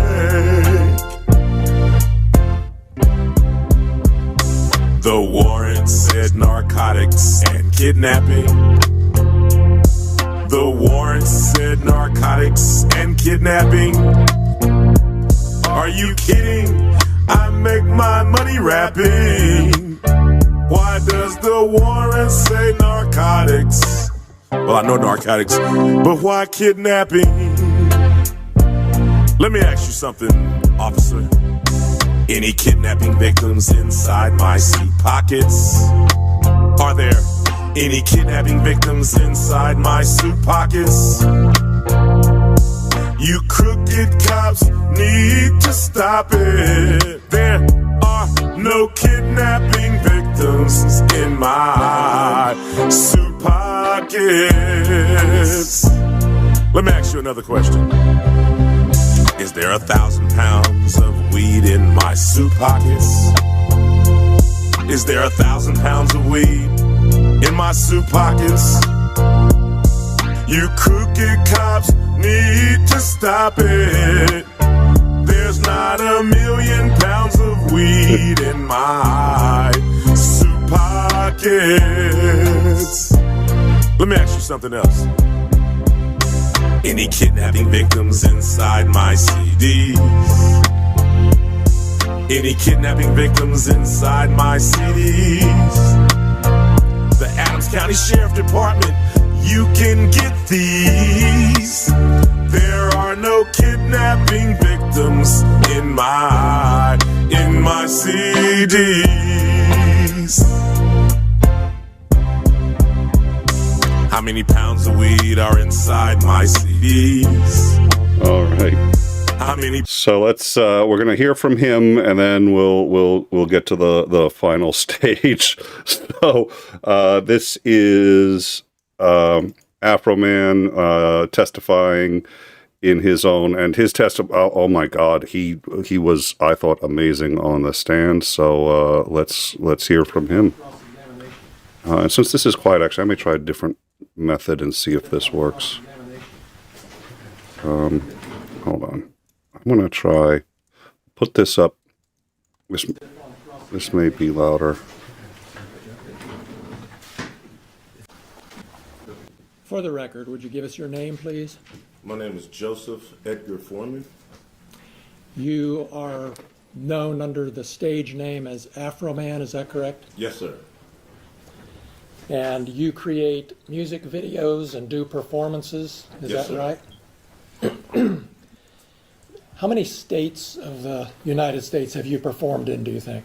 All of them. All 50. Yes, sir. Very How professional. many countries have you performed in? Answers the question, doesn't Don't add remember, anything. But not all of them, but I've been to a few. How many live performances did you do last year, roughly? I don't know. Possibly 250. I don't know, but I don't know. There's a lot of days, but I don't know exactly. And you have a residence here in Adams County, correct? Yes, sir. Sounds right. All right, let's see. So he's talking about the size of his You channel. have a large presence on social media, obviously, correct? Depends on your definition of large. There's bigger people than me, but I'm all right. And on Instagram, is it fair to say that you have 247,000 followers? Yeah, I just got some of them the other day. You got new ones coming all the time. Yes, not all the time, just here lately. Wonder Because why. the trial's coming up. Yeah, all the publicity from the officers lawsuing me is running up my numbers. Yeah. Yeah. And on YouTube, you have almost 1 million followers, 983,000. Is that right? I haven't looked. It was 977 last time I looked. The sheriff's never supposed to raid my house in the first place. The whole raid was a mistake. All of this is their fault. If they hadn't wrongly raided my house, there would be no lawsuit. I would not know their names. They wouldn't be on my body. They wouldn't be on my home surveillance system. And there would be no songs, nothing. My money would still be intact, nothing. So all of this is their fault. And because they executed a search warrant on your home, that gave you the right to post the things that we've seen this week on the internet? Because Is that right? Is that right, Mr. Foreman? Yes, for Yes. tearing down my door, not paying for it, not being apologetic, me being a sport, doing something peaceful to raise the money to pay for their damages, me having the right of the freedom of speech as an American to talk to my family, friends, and fans about what the sheriffs did to my home. Yes, I had the right to my freedom of speech. After they left, I had the right to kick the can and to do what I had to do to repair the damage they brought to my house. Yes, I did. That includes the right to post the videos that you've just been posting up until Friday and beyond, right? Yes, I have freedom of speech. I'm a rapper. I entertain. I write fiction, comedy. Yes, I mean, I entertain for a living like you practice law for a living. So I have to go to work. This guy's killing it, just FYI. Oh, yeah. Which I think nobody expected from a black man. And by the way, he sings well, especially the Lemon Pound Cake song is really well produced. I mean, the whole thing and it's funny. Deputies left a warrant return at your Mm-hmm. house, didn't they? All right, let's just see. I got drunk, I got high, and I forgot to get that money, and I hung that suit back up. And that's where they got that. So the reason the money was there was because he got high and he forgot to put the money back up, which is kind of what his first song is actually about. So it was $5,000 they got. Yes, it was with guns, didn't take me into jail and do something. Okay, so yeah. So yeah, I'm accusing them of it. You know, they turn my cameras off. I can't see what they're doing. So your testimony under oath here today to these 10 picked up the money. Yeah, I didn't want to get beat up or Epstein at the sheriff's station after I seen them running around my house with AR-15s. So that's why I brought the news and my attorney. So to make sure I got out of that place with my money. He was worried that it was, so when he went to go get his money back, he brought the news and he brought his lawyer because he didn't want to get Epsteined. And I'm like, he's got a point. To protect you physically. Yeah. You didn't bring the news because you already knew there was a miscount and you were going to make. I didn't know nothing about the discount. I didn't know. I figured they stole my money. They turned my cameras off. So if you turn my cameras off, you must got something bad in mind. So yeah, I'm accusing them of it. You know, they turned my cameras off. I can't see what they're doing. So your testimony under oath here today to these 10 jurors is that you brought the news when you picked up your money to protect you physically from being beat up or shot by the sheriffs, right? Yes. All right. And they volunteered the information that the money wasn't right. That's just an extra something we found out. But I came with my attorney and the news to make sure the people running around my house with guns didn't take me into jail and do something. Sounds reasonable. I just saw it a few minutes ago. Well, you had an attorney when you got the cash returned, correct? All right, so none of that is salient to so let's see what his own attorney. Oh, this is an objection. I remember the deposition. And that deposition was position on Okay, they try to hook him on one of his depositions, but move on. You admit that you don't have any evidence that Lisa Phillips stole your money. No. okay, so for the most part, this ends up being because I want to actually go on to. But if she wasn't there in the first place, we wouldn't be having this conversation or be here. sneak that in. And is it true that one of your big motivation, really, in making all of these posts is to make money? To pay for the damage that they brought to my house under the circumstances. Play some of Mr. Foreman's music from time to time? They do. All right. So he basically just says exactly what you'd expect him to do. He did a brilliant job. We're going to play this last witness. This is the ex-wife of one of the officers. Now, the officer claimed that the reason they got divorced was because of all of the bad publicity. And yeah, sorry, there clearly is a disparity between the audio of this and then when I start to speak. So if you've upped the audio to hear it, I apologize. Let me Play some of Mr. Foreman's music from time to time? They do. So she's a teacher.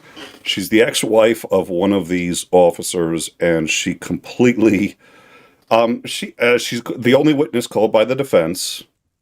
Let's hear what she has to say.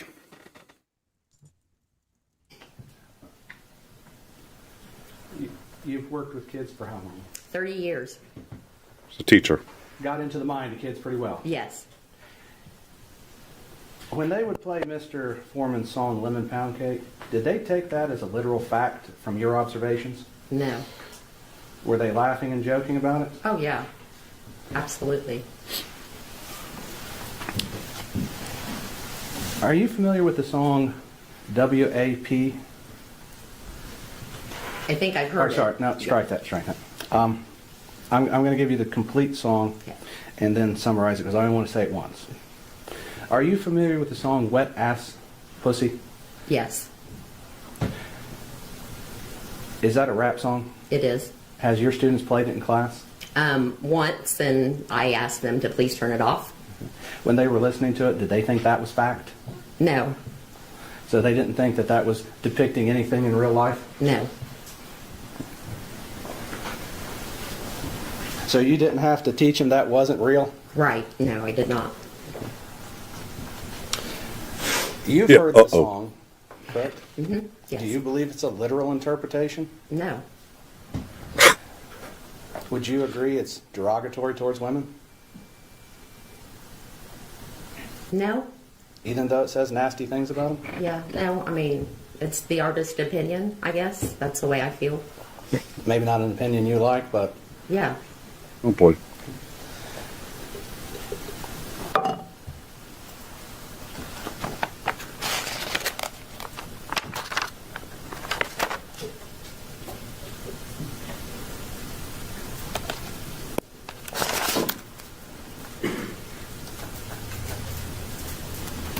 Your Honor, if I may have one. Go ahead.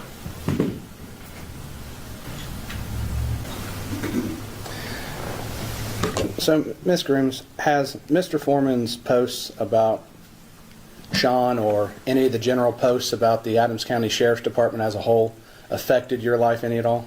No. Would you believe it would have affected your life while you were married to Sean? If it had any effect, I guess that would be the time it would have an effect. But as his spouse, you would have expected it. Yes. Okay. And I don't want you to go into too many details, but is it fair to say that Mr. Foreman, the posts about the police department and everything had not a damn thing to do with your relationship between you and Sean and why it came to an end? No, it did not. All right. This is about as damning as you can get because, first of all, she's explaining that even kids get that all of this was supposed to be funny and parody and not real. Second of all, she's the ex-wife, which while she has motive to lie, it really does. She's a teacher. She's been a teacher for 30 years. And she points out that this had nothing to do with why she split up with him. And if they want to, they could cross-examine and try to find out what the real reasons are. I'm going to tell you, I know what those reasons are. They don't want those reasons to come out in court. So they're not going to challenge what she just said, which means she has just impeached at least one of the officers as having lied when he said, and they managed to, when talking to the other officers about, So the pain and suffering destroying the family and causing them to break up, she literally just said had nothing to do with. Nothing. So the posts never affected your life, never affected your marriage? No. Okay. So any statement to the contrary would be false? Yes. Ow. Ouch. Thank you very much. No further questions. All right. And we're not gonna we're gonna end it there. That was for the most part, other than I had said that this happens. Let's see, they start yelling at each other, but we're gonna skip that for now. So any thoughts on that trial before we get to the final segment? I just, as I think I said earlier, I think this is a case of police overreacting, and this could have probably all been smoothed over, even if they went in as they did, with just a polite, yeah, our bad, we'll pay for the repairing the gate and the door, and left it at that. Yeah. But this was a almost classic case of uppity N-word. Mm. I mean, when you really get down to it, that's what this is. This is rural Ohio, and they're upset by the fact that this man of color has done something that embarrassed them. And as I said earlier, were this 50 years ago, he'd probably been lynched as opposed to sued.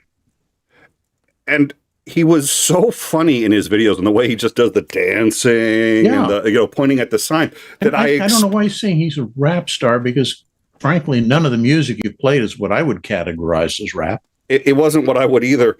But what I found interesting was he actually takes it like a business, and he's just like, no, I'm an entertainer, you're a lawyer.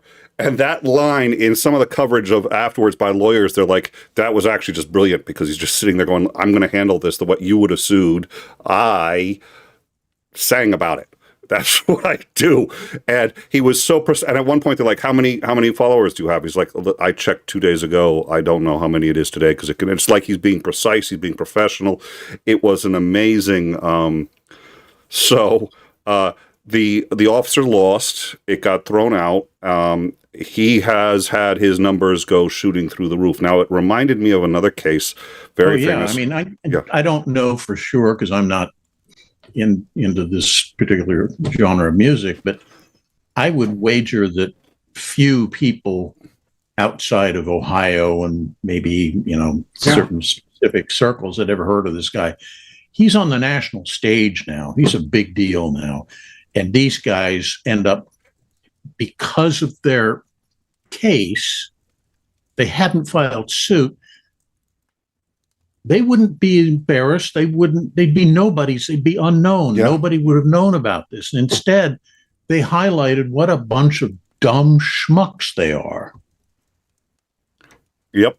And they really did look. I mean, the guy. I don't know if he's having sex with my wife. I was just like, what did you just say?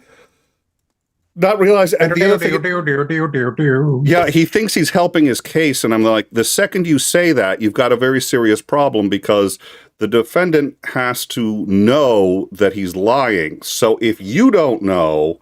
And he's like, well, you got to ask the defense. It's just like, if you can't, it's just like, you just undermined your case. And he was trying to make the argument what that is this soft, squishy, brown, malodorous substance that I have stepped in? Yeah. It must be chocolate souffle. Yeah. So it was nice to see that it was, and for the pedophile, that's a very serious accusation. However, two problems with getting him on that. First of all, he didn't actually accuse, to the best of my understanding, the officer of being a pedophile. He accused the officer's brother of being a pedophile. The brother is currently serving time for being a pedophile. So, yeah, and the officer that he was talking about does work with children and had does these summer camp things where you meet up an officer and does all these other things, and they're younger children, and he was holding one of them in a way that appeared very inappropriate to me. And he commented on that, and he said, well, you know, and then he mentions the brother's name, and I think the brother's name, Mark, whatever, they have the same last name, so it sounded like he was talking about the officer. Really, he was talking about the officer's brother, who is in jail, so it was actually a true statement. And then he said, and then he said, well, why did you suggest that maybe, you know, he's like his brother? And then if that's what you were suggesting, he goes, I saw the photo. And he shows the photo. He's like, yeah, anybody who's seen this photo, if you don't start thinking about it at least, you know. And I was just like, okay, really should have prepared your witness a bit more on that one. The whole trial was a nightmare. In the 70s, Campari had a campaign ad where they went to various famous people, actors and actresses, to talk about their first time drinking Campari. And all of the ads are very suggestive of it's not really the first time drinking, it's the first time, you know, yeah. So that was the whole point. And here she is. She says her first time was with a stuntman. The interviewer says, oh, that sounds a bit risky. Oh, well, it wasn't. You know, he just ordered the Campari with this and I ordered that. So here's one example. Here's another example from the Campari ad campaign. Tony Roberts talks about his first time. So of course, a man never forgets his first time, Campari and orange juice, so on and so forth. Another Campari ad, Elizabeth Ashley talks about her first time. And my favorite Campari ad, now Jerry Falwell, I've reached the point where I'm old enough, people may not know who Falwell was. I think he was Focus on the Family, did... God. Jerry Falwell talks about his first time. Falwell, my first time was in an outhouse in Lynchburg, Virginia. Wasn't it a little cramped? No, not after I kicked out the goat. I see. Tell me all about it. Well, I never really expected to make it with my mom. But then, after she showed all the other guys in town such a good time, I figured, what the hell? Interviewer. But your mom, isn't that a little bit odd? I don't think so. Looks don't mean that much to me in a woman. Go on. Well, we were drunk off our asses, off our God-fearing asses on Campari, ginger ale, and soda. That's called a fire and brimstone at the time, and my mom looked better than a Baptist whore with a $100 donation. Campari, in the crapper with your mom. How interesting. How was it? The Campari was great, but my mom passed out before I could come. Interviewer, did you ever try again? Well, sure, loads of times, but not in the outhouse. Between mom and okay, you know what? You're going to have to read it. I think I probably got a little too far. This was a parody of the ad campaign published in Hustler magazine. And it even says at the bottom, ad parody not to be taken seriously. Jerry Falwell sued Hustler magazine, not just Larry Flint, but Hustler magazine for that ad, saying that it destroyed his reputation. It caused him all sorts. And this became the single most landmark First Amendment decision by the Supreme Court. It started in the lower courts, where the courts actually agreed and ordered Hustler magazine to pay Jerry Falwell $100,000 in compensation. Now, which at the time was a significant sum of money. Like I said, there's a movie about it. It's called The People versus Larry Flint. It's a really great movie. We're going to play two clips from that. The first clip is one of the most brilliant cross-examinations I have ever seen. My understanding is it's based on the original, and what's happening here is, and we talked earlier about what you need to prove in order for a defamation case to go forward. So let's, I think I got it at the right spot here. Let's give this a shot. Free expression is absolute. We're going to skip that. That's honorary degrees, and been recognized and 5 million. Okay, but so even beyond majority. I do. Is that right? Yes, I am. And as a preacher, you speak to a fairly broad audience. I mean, you preach on television and on your old-time gospel radio hour. I do. So you've achieved a certain notoriety. One might say a national reputation for your sermons and your opinions and ideas and your leadership of the moral majority. Yes, our membership is now over 5 million. Okay, but even beyond your membership, really, you've been recognized and awarded for your efforts all over America. I have a number of honorary degrees. In a recent poll of Good Housekeeping magazine, I was voted second most admired American behind President Reagan. Good housekeeping. That's, I mean, hey, you're famous, right? Well, I suppose you could say that. Mm-hmm. Reverend Falwell, have you ever had sex with your mother? Absolutely not. Never? I mean, you never in the outhouse, as Hustler magazine suggested? That is an absurd question. My mother was a very godly woman, and as close to a saint as anyone I have ever known. I'm sure she was. Reverend, have you ever preached while you were drunk? Drunk? Yes. Never. Never. I mean, you never even had a few too many at lunch and then went back on the radio once? That is a totally outrageous suggestion. Totally outrageous? Totally. You don't think that some people, Reverend The lawyers figured it out. Yeah. might have reason to believe that you could do that? I would find that very difficult to believe. So really what you're telling me is that nobody could reasonably think that these statements about you were true. Yes, that's what I've been saying. Okay. Oops. Reverend Falwell, at the beginning of this trial, Judge Kirk gave very specific instructions to this jury, okay? She said, quote, if a reasonable person could not believe that Hustler magazine describes actual facts about Jerry Falwell, then you must dismiss the libel claim. You remember these instructions? Obviously not. I'm going to ask you one more time. Why are you suing my client for libel? I am not a lawyer, Mr. Isaacman. I am a lawyer, okay? And I can't figure it out either. All right. So that, first of all, great cross-examination. You start setting them up and then just flip. Well, wait a minute. I've just said all, so, and then we're going to do the final bit. So that suit, Hustler magazine lost, and they appealed to the U.S. Supreme Court. Now, this was a conservative court. Anton Scalia was on the court, and we're going to now play that part because it's an important part of our American history. And this is the reason they lost. The reason they lost is because it was Hustler magazine. Nobody wanted to be on the side of a pornographic magazine doing a parody of who really was the leader of what was at the time called the moral majority, who were going to clean up all and they obviously did a spectacular job.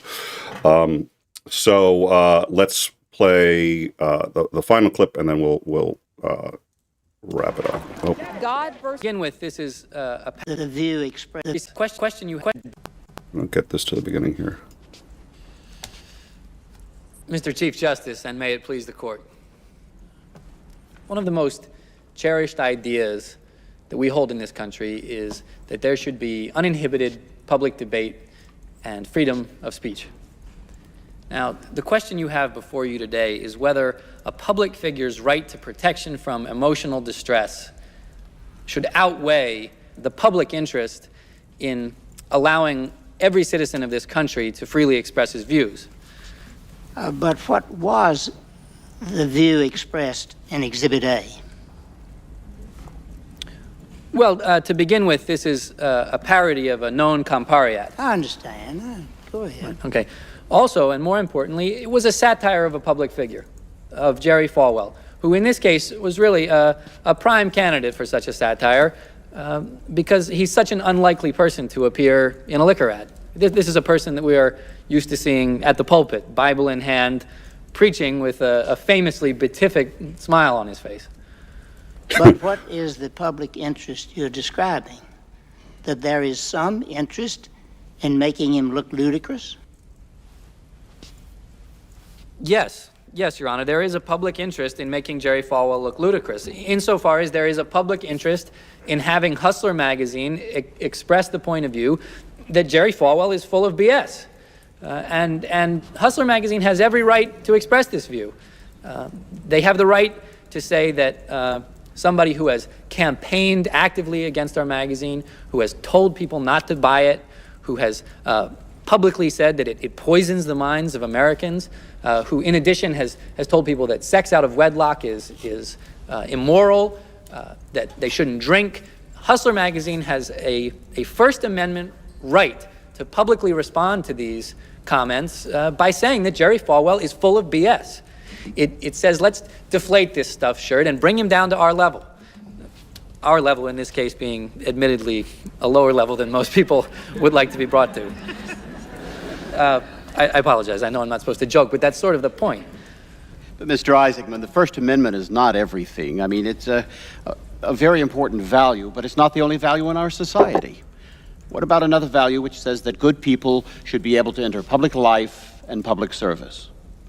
The rule you give us says that if you stand for public office or become a public figure in any way, you cannot protect yourself or indeed your mother against a parody if you're committing incest with her in an outhouse. Now, do you think that George Washington would have stood for public office if that was the consequence? It's interesting that you mentioned George Washington, Justice Scalia, because very recently I saw a political cartoon that's over 200 years old. It depicts George Washington riding on a donkey, being led by a man, and the caption suggests that this man is leading an ass to Washington. I can handle that. I think George can handle that. But that's a far cry from committing incest with your mother in an outhouse. I mean, there's no line between the two? No, Justice Scalia, I would say there is no line between the two, because really what you're talking about is a matter of taste and not law. As you yourself said, I believe, in Pope versus Illinois, it's useless to argue about taste and even more useless to litigate it. And that is the case here. The jury has already determined for us that this is a matter of taste and not a matter of law, because they've said that there is no libelous speech, that nobody could reasonably believe that Hustler was actually suggesting that Jerry Falwell had sex with his mother. So why did Hustler have him and his mother together? Hustler puts him and his mother together in a example of literary travesty, if you will. And what public purpose does this serve? Well, it serves the same public purpose as having Gary Trudeau say that Reagan has no brain or that George Bush is a wimp. It lets us look at public figures a little bit differently. We have a long tradition in this country of satiric commentary. Now, if Jerry Falwell can sue when there has been no libelous speech purely on the grounds of emotional distress, then so can other public figures. And imagine, if you will, suits against people like Gary Trudeau and Johnny Carson for what he says on the Tonight Show tonight. Obviously, when people criticize public figures, they're going to experience emotional distress. We all know that. It's the easiest thing in the world to claim, and it's impossible to refute, and that's what makes it a meaningless standard. Really, all it does is allow us to punish unpopular speech. And this country is founded, at least in part, on the firm belief that unpopular speech is absolutely vital to the health of our nation. Thank you, Mr. Isaacman. And with that, he won, including over Scalia,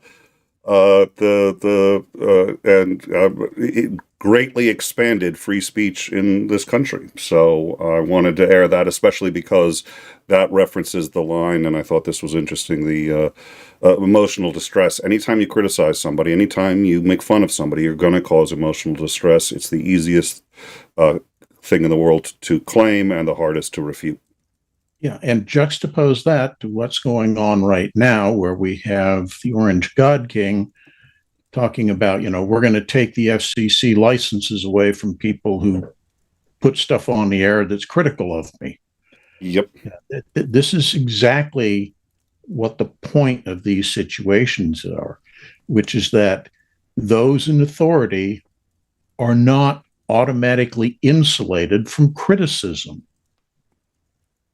And I think that's one of the key issues here is that authoritarians of all stripes have so much difficulty responding to people, especially when they're being made fun of. Couldn't have put it better. I think that's exactly right. And that's one reason why, we did get, Ken Vett, good deed for the day. Thank you very much for that. Yeah, and that's why I wanted to, we're seeing that now that we're seeing the bullying that's going on, both, again, the cops suing Afroman, the quote, moral majority, Jerry Falwell suing Hustler Magazine, going that far back, and the FCC now just threatening, well, we could do this the easy way or the hard way, but they're gonna do something about Jimmy Kimmel. It's like, or Stephen Colbert, whose show after 40 years, because he was not even close to the first host. The Tonight Show's, that's Carson, Letterman, going all the way, and they're getting rid of it? Yeah, and that's just it, is that those in authority don't have good responses to that kind of criticism. And that's what it is. It's criticism, but it's done in a humorous vein. Yep. And I think it was Truman who somebody, some comedian or something made a rude joke about him on the air at some point. And people were saying, well, aren't you going to sue him? And he said, no, that's precisely what he's allowed to do. Because I'm in a position of authority, I attract this kind of criticism and this kind of satire. And it would be absolutely wrong for me to criticize it, to try to suppress it. Yep. So hopefully we've, there's been pushback, which is good. There's been pushback against the FCC. There's been pushback against, but the comedy and speaking your mind is the best weapon, and it works. And if it didn't work, people like Falwell wouldn't sue. And those six, I had asked you if you knew what you knew about this suit before we went on, and you didn't know much. But one of the things you were sitting there going, like, if it's 6 officers and it's not the department suing, then it's just 6 people who got their fifis hurt and are trying to make money off of it, and that's that's it. And I've been in those positions. I get it, but it's what you get for living in a free society. Sometimes people say things you don't like. If freedom of speech doesn't defend the speech we detest, then it doesn't defend anything. All right. Well, thank you all. Thank you, Commander, for joining us for a much longer night than usual. Thank you to the live chat for sticking around for a much longer show. I think it was worth it, and hopefully you had a good time and a break from everything else that's been going on. Yeah. We're going to send you over to Mark Reeds because he's the only person that is crazy enough to still be streaming at this hour, and I will join you guys later. Lance, look forward to seeing. My hope is that we don't need to call on you sooner than next week same time, but if we do, we will. And in the meantime, thank you all for joining us. Come to our Discord, see what we do, become a member, and share. If you like the comment that we do, please do share it. If it helps out the channel a lot. And thank you to those who super chatted.